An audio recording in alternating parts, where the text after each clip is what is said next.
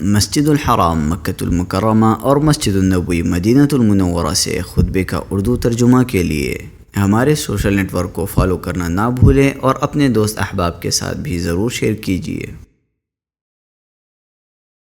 خطبہ جمعہ مسجد الحرام، تاریخ 7 رمضان 1446 ہجری بمطابق 7 مارچ 2025 عیسوی۔ موضوع رمضان کی فضیلت۔ خطیب فضیلت الشیخ عبداللہ الجوہنی حفظہ اللہ، ترجمہ حشر الدین مدنی۔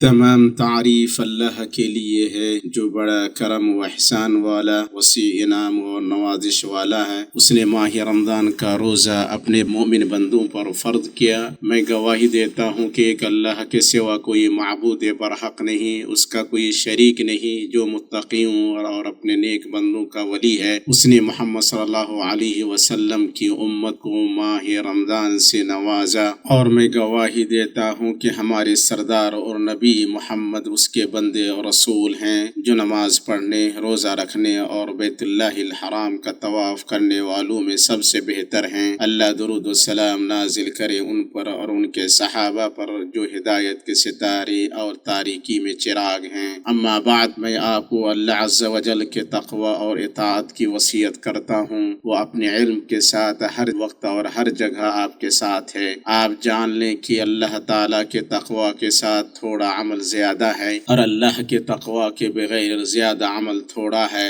آپ دین کے ارکان اور ایمان کی شاخوں کو مضبوط سے تھامیں، اس لیے کہ اللہ تعالیٰ کے تقوی اور اس پر ایمان کے بغیر دنیا و آخرت میں تمہیں نجات اور کامیابی نہیں مل سکتی۔ تم اس زندگی کی مہلت کو اس کے نکلنے سے پہلے غنیمت جانو اور طاعتوں کی طرف جلدی کرو، بے شک تم ان کے معزز ترین زمانے میں ہو۔ انسان اس دنیاوی زندگی میں نہ بہت لمبی عمر پائے گا اور نہ ہمیشہ باقی رہے گا۔ وہ عدم سے وجود میں آیا اور اس کا انجام عدم ہے۔ اس دنیا میں انسان پر جو گھڑیاں گزرتی ہیں وہ گویا لمحات ہیں، ایک لمحے کے بعد دوسرا لمحہ آتا ہے، اور اس طرح انسان اپنے آخری انجام کو پہنچ جاتا ہے۔ یہ ایسا معاملہ ہے جسے ہم میں سے ہر کوئی محسوس کرتا ہے۔ ہم اپنے کچھ بھائیوں کو یاد کریں جو پچھلے سال ہمارے ساتھ تھے، وہ خیر و برکت کے مہینے رمضان کا انتظار کر رہے تھے۔ ان کی عمر ختم ہو گئی اور ان کے اعمال منقطع ہو گئے،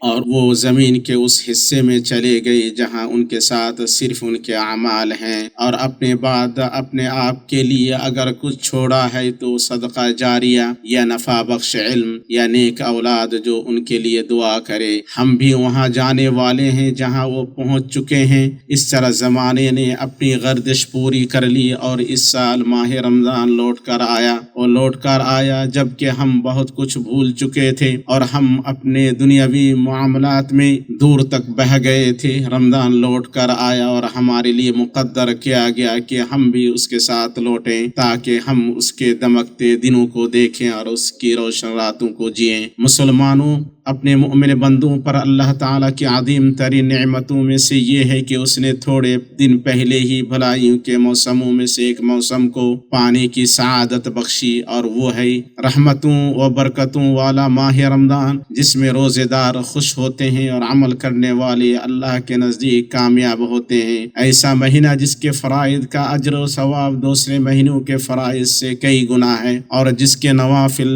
دوسرے مہینوں کے فرائض کی مانند ہیں، جو سخاوت و صدقات کا مہینہ ہے، جس میں خطائیں مٹا دی جاتی ہیں اور گناہ معاف کیے جاتے ہیں۔ اللہ نے ہم پر اس کا روزہ فرض کیا، اور رسول اللہ صلی اللہ علیہ وسلم نے ہمارے لیے اس کا قیام مسنون کیا۔ ہمارے رسول صلی اللہ علیہ وسلم اپنے صحابہ کو خوشخبری دیتے ہوئے فرماتے، تمہارے پاس برکتوں کا مہینہ رمضان آ چکا ہے، جس میں اللہ رحمت نازل کرتا ہے، گناہوں کو مٹاتا ہے، دعائیں قبول کرتا ہے، اور تم کو لے کر اپنے فرشتوں پر فخر کرتا ہے۔ سو تم اپنی طرف سے اللہ کو بھلائی دکھاؤ۔ بدبخت وہ ہے جو اللہ کی رحمت سے محروم کر دیا جائے۔ اس حدیث کو ہیثمی نے مجمع الزوائد میں طبرانی کی طرف منسوب کیا ہے، اور آپ صلی اللہ علیہ وسلم نے فرمایا، جب رمضان آتا ہے تو جنت کے دروازے کھول دیے جاتے ہیں، جہنم کے دروازے بند کر دیے جاتے ہیں، اور شیطانوں کو بیڑیوں میں ڈال دیا جاتا ہے۔ اسے بخاری و مسلم نے روایت کیا ہے۔ رمضان کے مہینے رہنے میں نبی صلی اللہ علیہ وسلم کا طریقہ جو کہ سب سے افضل طریقہ ہے یہ تھا کہ آپ صلی اللہ علیہ وسلم ہر طرح کی عبادت بکثرت کرتے تھے، چنانچہ آپ لوگوں میں سب سے زیادہ سخی تھے اور سب سے زیادہ سخاوت آپ رمضان میں کرتے تھے، بکثرت صدقہ دیتے، احسان کرتے، قرآن کی تلاوت کرتے، نماز پڑھتے، ذکر کرتے اور اعتکاف فرماتے۔ آپ صلی اللہ علیہ وسلم نے رمضان میں عمرہ کرنے پر ابھارا ہے۔ رسول اللہ صلی اللہ علیہ وسلم نے ایک انصاری عورت سے فرمایا ہمارے ساتھ حج کرنے سے تجھے کس چیز نے روکا؟ اس عورت نے عرض کیا کہ ہمارے پاس ایک پانی کھینچنے والا اونٹ تھا جس پر میرے شوہر اور بیٹے سوار ہو کر چلے گئے، ایک دوسرا اونٹ چھوڑ گئے ہیں جس پر ہم پانی لاتے ہیں۔ اس پر آپ صلی اللہ علیہ وسلم نے فرمایا رمضان میں عمرہ کرنا میرے ساتھ حج کرنے کے برابر ہے، صحیح بخاری و مسلم۔ اور آپ صلی اللہ علیہ وسلم خصوصی طور پر رمضان میں جن عبادتوں کا اہتمام کرتے تھے ان کا اہتمام دوسرے مہینوں میں نہیں کرتے تھے۔ بس رمضان کو پانے کی نعمت پر اللہ عز و جل کی تعریف کرو، جد و جہد کر کے اور مختلف طاعتوں سے اس کے اوقات کو معمور کر کے اس کا شکر ادا کرو، اللہ تم پر رحم کرے۔ غلطیوں اور گناہوں سے اس کی حفاظت کر کے اللہ کی طرف متوجہ ہو جاؤ۔ یہ فضیلتوں کے اوقات ہیں، انہیں غنیمت جاننے والے کہاں ہیں؟ اور ان نفع بخش تجارتوں کے موسم ہیں، ان کے طلبگار کہاں ہیں؟ رسول اللہ صلی اللہ علیہ وسلم نے فرمایا اللہ تعالیٰ کا ارشاد ہے ابن آدم کے تمام اعمال اس کے لیے ہے مگر روزہ، وہ خاص میرے لیے ہے اور میں خود ہی اس کا بدلہ دوں گا۔ روزہ ایک ڈھال ہے، جب تم میں سے کسی کے روزے کا دن ہو تو بری باتیں اور شور و غوغا نہ کرے، اگر اسے کوئی گالی دے یا اس سے جھگڑا کرے تو اسے یہ کہہ دے کہ میں روزے سے ہوں۔ اس ذات کی قسم جس کے ہاتھ میں میری جان ہے، روزے دار کے منہ کی بو اللہ کے ہاں کستوری کی خوشبو سے زیادہ بہتر ہے۔ روزے دار کو دو خوشیاں ملتی ہیں، ایک تو روزہ کھولنے کے وقت خوش ہوتا ہے، دوسری جب وہ اپنے مالک سے ملے گا تو روزے کا ثواب دیکھ کر خوش ہوگا۔ اللہ میری اور آپ سب کی مدد کرے، ہم رمضان کا صیام و قیام ایمان کے ساتھ ثواب کی امید کرتے ہوئے انجام دیں، ہماری تمام لغزشوں کو معاف کرے، ہمارے گناہوں کو ڈھانپ دے اور سوال جواب کے دن ہمیں معاف کرے۔ اللہ میرے لیے اور آپ سب کے لیے قرآن میں برکت دے، اس کے بیان سے مجھے اور آپ کو فائدہ پہنچائے۔ میں اپنی یہ بات کہہ رہا ہوں اور اللہ عظیم سے اپنے لیے اور تمام مسلمانوں کے لیے ہر گناہ کی مغفرت طلب کرتا ہوں، آپ لوگ بھی اس سے مغفرت مانگیں، وہ بڑا غفور رحیم ہے۔